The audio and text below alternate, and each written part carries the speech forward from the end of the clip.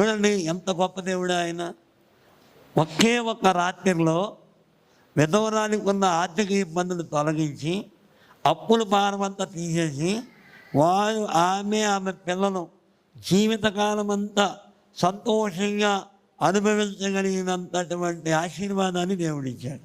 అలాంటి దేవుడు మనం కలిగి ఉన్నాం. కాబట్టి ఎప్పుడు కూడా మనం భయపడాల్సిన పని లేదు. దేవుడి వైపు మనం చూస్తే, దేవుడిని ఆశ్రయిస్తే, దేవుడి పాదాలు బట్టి మనం ప్రార్థన చేస్తే నీకున్న ఇబ్బందులు, నీకున్న సమస్యలు చాలా చిన్నవిగా కనపడుతుంది.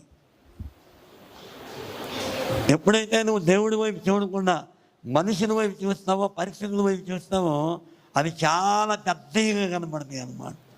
ఇక నీ వల్ల కాదు, ఇక అన్నట్టుగా దేవుడి వల్ల కూడా కాదన్నట్టుగా కనపడుతుంది నీకు సమస్యలు. అది యేసు వైపు చూడు, అప్పుడు నీ భారం అంతా తీరిపోతుంది.